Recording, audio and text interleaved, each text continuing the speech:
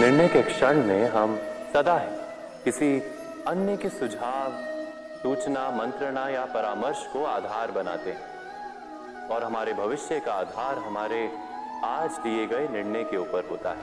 सबका अनुभव है कि भिन्न भिन्न लोग एक ही स्थिति में भिन्न भिन्न परामर्श देते हैं। धर्म से भरा हृदय धर्ममय सुझाव देता है और अधर्म से भरा हृदय अधर्म का परामर्श देता है। अर्थात किसी का सुझाव अथवा परामर्श स्वीकार करने से पूर्व स्वयं अपने हृदय में धर्म को स्थापित करना क्या आवश्यक नहीं? जब किसी व्यक्ति को किसी घटना में अन्याय का अनुभव होता है तो वो घटना उसके अंतर को झकझोर देती। अन्याय करने वाले को अपने कार्य पर पश्चाताप हो और अन्याय भुगतने वाले के मन में फिर से विश्वास जगे समाज के प्रति। इतना ही अर्थ है ना न्याय का। किंतु जिसके हृदय में धर्म नहीं होता वो न्याय को छोड़कर बैर और प्रतिशोध को अपनाता है और इस मार्ग पर चलते अन्याय को भुगतने वाला स्वयं अन्याय करने लगता है। न्याय और प्रतिशोध के बीच बहुत कम अंतर होता है और इसी अंतर का नाम है धर्म। क्या ये सत्य नहीं?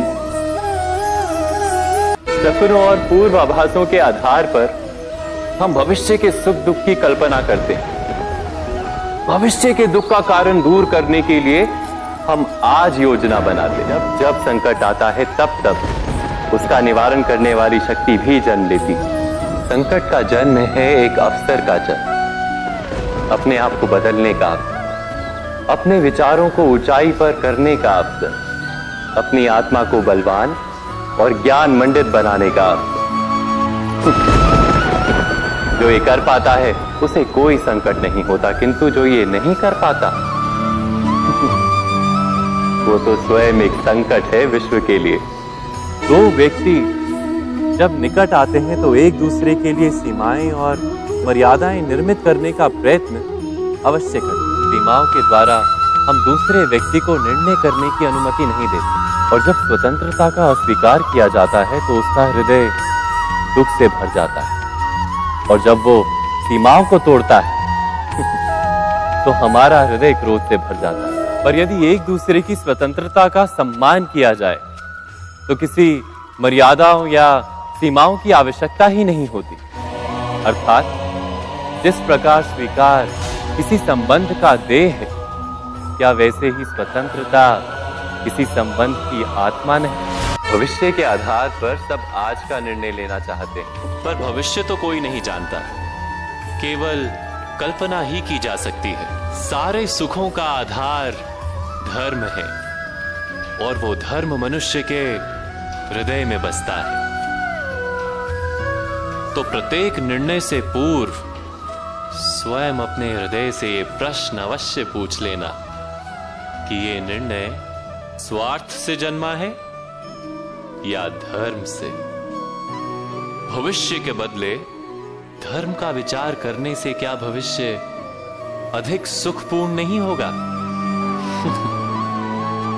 मनुष्य के सारे संबंधों का आधार है अपेक्षा, और अपेक्षा की तो नियति है भंग होना, क्योंकि अपेक्षा मनुष्य के मस्तिष्क में जन्म लेती। पूर्ण करने की प्रामाणिक इच्छा हो तब भी कोई मनुष्य किसी की अपेक्षाओं को पूर्ण नहीं कर पाता और वहां से जन्म लेता है संघर्ष। सारे संबंध संघर्ष में परिवर्तित हो जाते, पर मनुष्य अपेक्षा को संबंध का आधार ना बनाए और स्वीकार करे केवल संबंध का आधार, तो क्या ये जीवन स्वयं सुख और शांति से नहीं भर जाएगा? समय के आरंभ से ही मनुष्य को एक प्रश्न सदा पीड़ा देता कि वो अपने संबंधों में अधिकतम सुख और कम से कम दुख किस प्रकार प्राप्त कर सकता है। जब कोई व्यक्ति किसी अन्य व्यक्ति के विचार अथवा कार्य को स्वीकार नहीं करता, उसमें परिवर्तन करने का प्रयत्न करता है, तो संघर्ष जन्म लेता है। यदि मनुष्य स्वयं अपनी अपेक्षाओं पर अंकुश रखे, अपने विचारों को परखे, किसी अन्य व्यक्ति में परिवर्तन करने का प्रयत्न ना कर स्वयं अपने भीतर परिवर्तन करने का प्रयास करे, तो क्या संबंधों में संतोष प्राप्त करना इतना कठिन? अर्थात क्या स्वीकार ही संबंध का वास्तविक अर्थ नहीं?